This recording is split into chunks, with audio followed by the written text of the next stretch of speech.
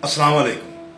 अच्छा जी, शान अहले बैत बयान करने पर, शान इमाम हुसैन बयान करने पर, शान फरजंदान फातिमतुज़ ज़हरा बयान करने पर कुछ लोग आप पर लेबल लगा देते हैं कि क्या आप शिया हैं। ये आजकल कॉमन पूछा जाने वाला सवाल है। शान अहले बैत बयान करने पर, शान इमाम हुसैन बयान करने पर ये लेबल लगाने वाले कौन लोग? नबी करीम सल्लल्लाहु अलैहि वसल्लम फरमाते हैं, तिरमिज़ी शरीफ में है कि हुसैन मुझसे और मैं हुसैन से। इमाम हसन और इमाम हुसैन जन्नत के नौजवानों के सरदार हैं।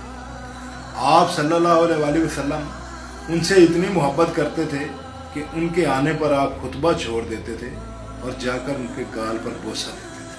सुभान अल्लाह। तो हम कौन लोग होते हैं उनसे मोहब्बत ना करें, और अगर उनसे मोहब्बत करने पर हमारे ऊपर शिया का लेबल लगाया जाता है तो हमें वो भी कबूल है।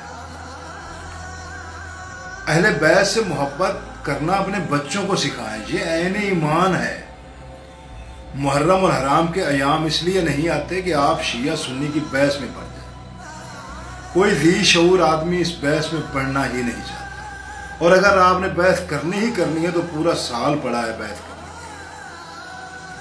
मुहर्रम और हराम के अयाम इसलिए आते हैं कि आप फरजंदान फातिमतुज़ ज़हरा की अजीम कुर्बानियों की दास्तान देखें और सुनें। उनकी मोहब्बत बयान करें, कर सकते हैं, नहीं तो सुने। उनकी शान बयान कर सकते हैं तो करें, नहीं कर सकते तो उनकी शान सुने।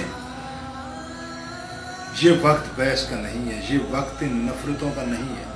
खुदारा इन नफरतों से बाहर निकलो, इस फिरका वारियत से बाहर निकलो।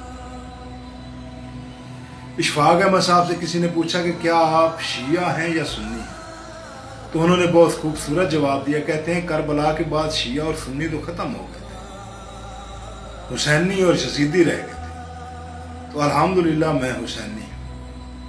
हजरत बाबा बुल्ले शाह याद आ गए। कहते हैं, बुलिया तू आशिक होयो रबदा हुई मलामत लाख, तेनू काफिर काफिर आख दे तू आहो आहो।